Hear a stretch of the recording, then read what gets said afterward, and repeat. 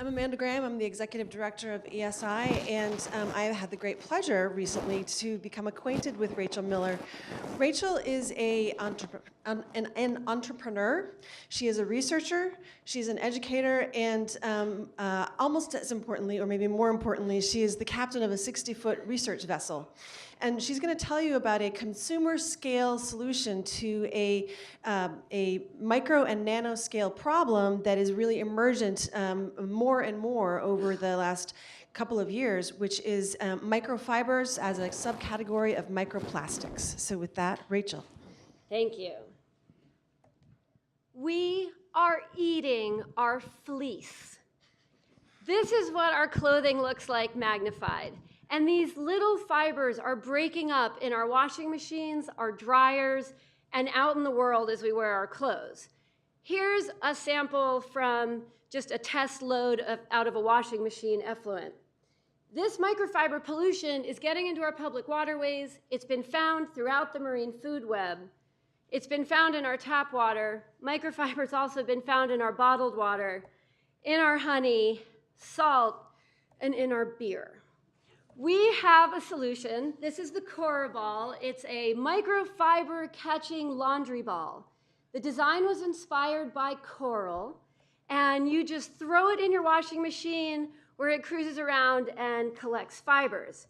We are really excited to talk to you about the Cora ball. We have an e-poster board at the end of the room in there, so during lunch.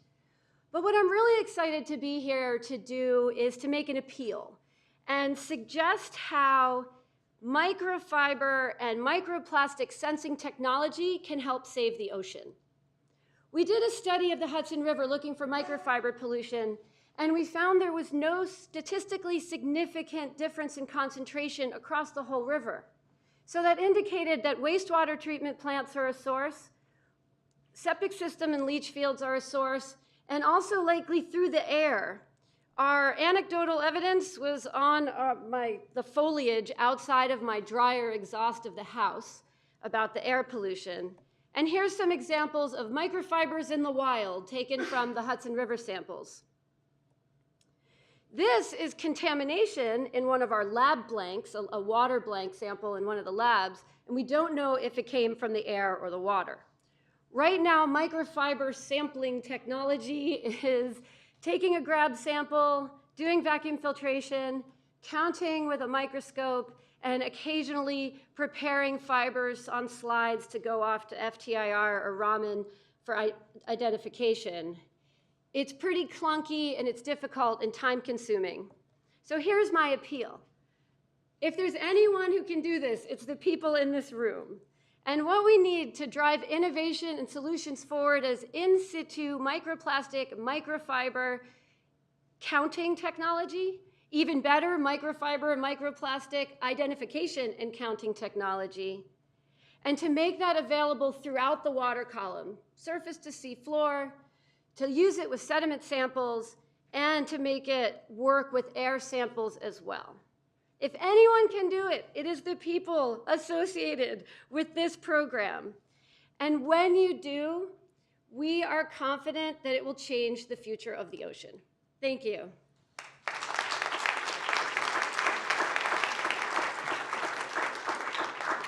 Okay, thank you. We're going to switch over slides to introduce Marcus Dahllöf, who's the director of the Startup Exchange with the Industrial Liaison Program. And we'll exchange or share a little bit about the Startup Exchange and introduce the representatives from the companies. Okay, Marcus?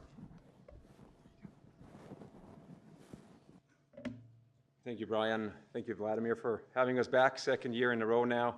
This year we brought 5 startups with us, 5 startups that have sensing technologies for applications in marine, environmental, and agricultural environments. And before we get to the presentations, I want to just take a few moments and talk about the Startup Exchange, give you some background on that. So we're one of the 2 programs out of the Office of Corporate Relations. The Industrial Liaison Program is the other one. These are both corporate relations programs. They're essentially membership programs for corporations. The ILP gives the corporations access to MIT as a university, to the faculty in order to sponsor research. And Startup Exchange gives the same corporations access to MIT startups, meaning these startups are founded by MIT faculty, by students, alums, staff are based on licensed technology from MIT. And so our mission is facilitating connections between those two parties. And we have 248 corporate members. We have 1,600 MIT-connected startups that we know of. And every year, we make hundreds, if not thousands, of introductions. And we've actually seen this become an increasing part of the corporate innovation strategy of big companies. So putting the two parties together makes a lot of sense. To give you some more context around the 1,600, that breaks down across pretty much all trending technologies out of MIT. So these are just some of them. These are keywords that represent valuable and timely technologies. And then here are some logos that represent outcomes. That's on one hand, we have the startups and then the big companies. And these are coming as a result of the work that we do. Some more. I'm pretty sure you'll recognize some of those brands. And so then the question is, how do you get involved as a corporation? You come to events, similar to this one. Every year, corporate relations at MIT, an industrial relation program plus startup exchange, puts together 20 events or more, 20 to 30 events per year. Many of them here at MIT, but also across the world. And we do a lot of events in Asia, Europe. Every year we go to Silicon Valley, and actually this image in the background is from an event we did in Silicon Valley at GE Ventures this past March. Very high quality attendance and some really successful outcomes. The other thing you can do as a corporate member is to post what we call an opportunity. This is a search for startups around particular use cases and around particular technologies that are relevant for your corporate strategy. And then we have something called STEX 25. It's an accelerator program, STEX standing for Startup Exchange, and 25. That's the number of startups part of the program at any time. These are startups that are more advanced, that have some initial industry traction and are looking to accelerate that. So that's a quick overview. We're going to go to the startup presentations now, but I'll be around during lunchtime. There's also going to be a table where some of my colleagues are going to be talking. So we're going to go to the startup presentations. We're going to go back to back. We're not going to take any Q&A. And then, like Brian mentioned, during lunchtime, they have exhibit tables. So the first speaker is Mary Smith from C2Sense. This is one of our accelerator programs, part of STEX 25. Thanks, Marcus. It's great to be here today. I'm Mary. I'm representing C2Sense. We were founded here at MIT out of Tim Swager's laboratory. We've been supported by STEX 25, by the Deshpande Center, and we were one of the first 7 investments made by MIT as the engine. So very excited to be part of this event. C2Sense is an industrial Internet of Things company building a digital sense of smell. Now, gas sensing is an inherently difficult problem. Gases are invisible, and smells are actually complex mixtures of compounds that are very difficult to distinguish. You need sensor technology that is small enough, cheap enough, and specific enough to feed these complex data streams into an IoT platform. Right now, nothing off the shelf solves this problem. And it is a problem. The inability to broadly monitor gases is implicated in every stage of the food supply chain. And it's also implicated in industries that are not quite related, like industrial safety for workers. C2Sense is capable of addressing the limitations of practical sensing throughout the food supply chain and in other industries. And here's how we do it. Our data analytics system is enabled by our hardware. So our uniqueness is in that we have developed in-house the full stack from sensors through analytics. I've brought one of our sensor chips. Here it is. If you can't see it in the back, it's because it's really very small. Our proprietary active sensing material is composed of carbon nanotubes and molecular selectors, which interact with the gas stream and cause electrical changes in resistance within the chip itself. This data is then sent to our servers, where it's processed, and actionable gas concentration information is then relayed into our web portal. Our customers can simply take their smartphone, log into our web portal, and view their process data remotely and in real time. and that's our analytics stack. We've got small sensors, big data. I'd like to show you a use case here. So what you see here is a poultry grow-out barn. So this will typically have 20,000 birds, and the bird waste causes high ammonia levels. This leads to problems: the birds get sick, the birds die, and so it's not only a significant economic problem, but it's also an animal welfare issue that's very significant. We have installed our sensors in 18 barns in 6 states for pilot trials. And with our platform, the growers can know when to start the fans to bring in some fresh air to keep those birds healthy, but they also don't overventilate and drive up their electrical costs. Our initial results from our pilot tests indicate that our sensors will save approximately $5,000 per barn per year. So just in the US alone, that's hundreds of millions of dollars just in this one simple use case. So to that end, after our very successful pilot, we're going to be starting our commercial launch in livestock monitoring in the fall. So we're looking for strategic partnerships, we're looking for potential customers who are interested in livestock monitoring, but also who are interested in helping commercialize our technology for other industries like workplace safety. Mostly, we would love to talk to you if you're interested in learning more about a new analytical data stream and a sense of smell for the digital world. So come find me after for a live demo at our table. Thank you.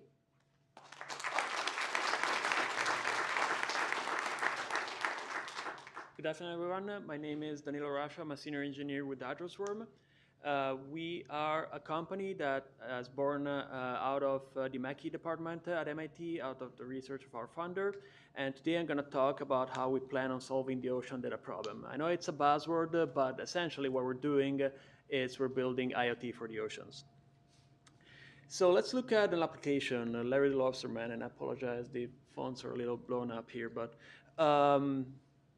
what happens up in Maine is that each lobsterman has an average of 500 traps at any given point in the water. They go out every day, they pull up 200 or 300 of them, check if there is lobster in there or not, check if there is still bait or if the bait has been lost and needs to be replaced. And this is all a very manual and labor-intensive process and fuel-intensive process for them to do. And it's something that can be solved with today's technology as long as it's successfully integrated. So our solution to this problem is in this system, which is built by the Hydrone, and we have one up here on the table. So if you'd like to see it, please come find me. But this is essentially, you can think of it as an underwater mobile sensor, which is really maneuverable, can be scaled up or down pretty easily, and it's covered by several different proprietary technologies for its operation and maneuverability underwater. Then we plan on connecting this to a node, which could be either a buoy or a vehicle above the water, and that's what either deploys or collects the hydrones, charges them, and most importantly, relays the data back to the ground. Once we collect the data on the shore, we have, of course, a portal where we can analyze the data and present a really clear visualization of what's happening to Larry on his smartphone. Of course, Larry is not alone. This technology has, and in general, this environmental monitoring technology has applications in many different fields, from aquaculture to search and recovery. And we are working especially with the oil industry to monitor pretty large sections of the sea around their facilities. So that's our vision. If you'd like to know more, come find me. And we're looking for additional ideas that you may have for where this technology could be applied. Thank you.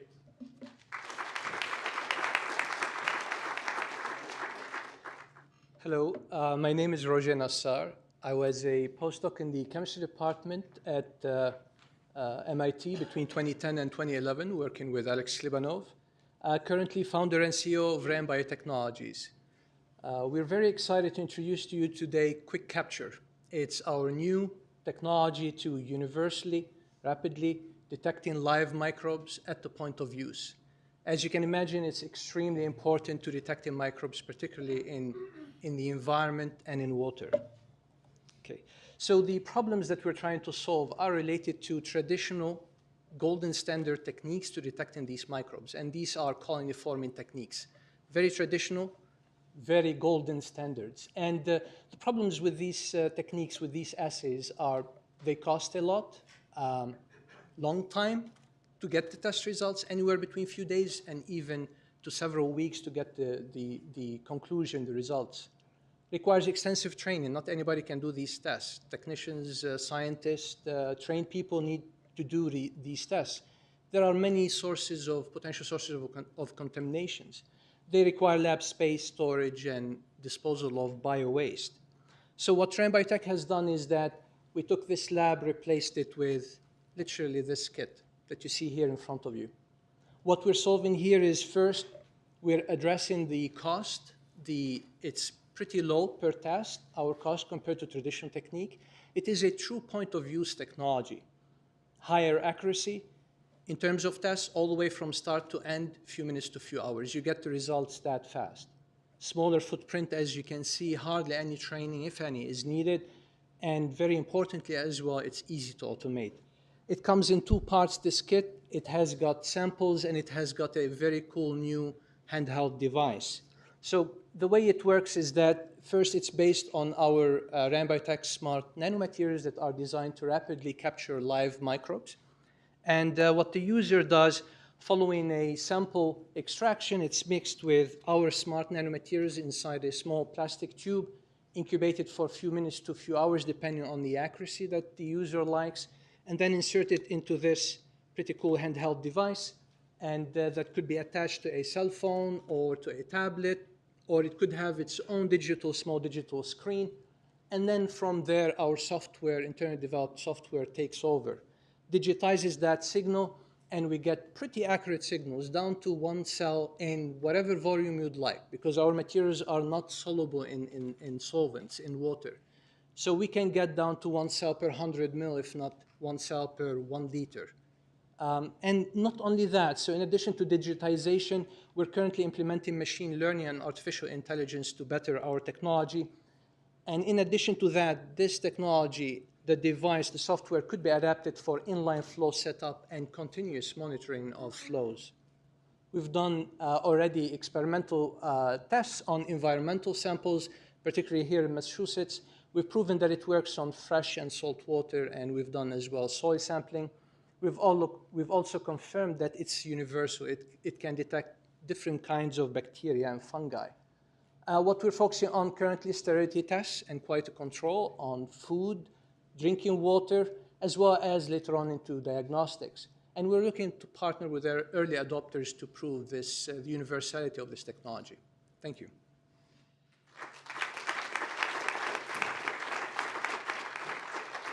Hello, everyone.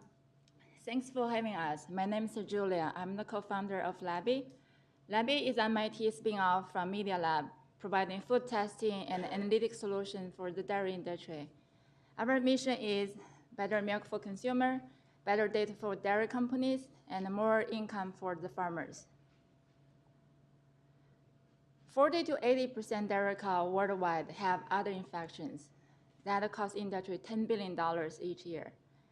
Cows with other infections, also called mastitis, produce less and low-quality milk, which reduces the milk payment for the farmers. Low-quality milk also affects dairy product taste and shelf life, as well as the cost of manufacture. The current milk testing solution has two problems. One, it is time-consuming and expensive, as all milk samples have to be sent to the lab for processing. Second, it is infrequent, as each cow is only sampled every 4 to 5 weeks. Cows with mastitis often have no symptoms, therefore are overlooked and miss optimal treatment window.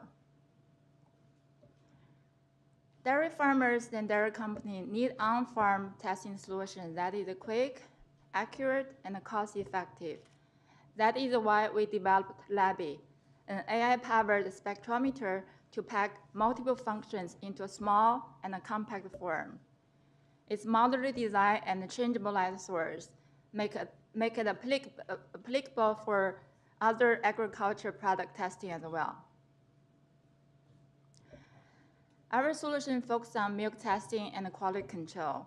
On the farm level, our hardware can analyze the milk in just under 10 seconds. Then the data can be displayed in real time on the smartphone and is uploaded to cloud with the critical information about the milk fat, protein, and the somatic cell count. That information allows dairy company to trace milk quality across the entire supply chain to prevent recalls and contaminations. And furthermore, with the collected data from all farms, our back-end AI engine is able to predict milk quality, production, and herd performance on a global level. We're looking for strategic partnership. If you're interested, please come to us and talk more. Thank you.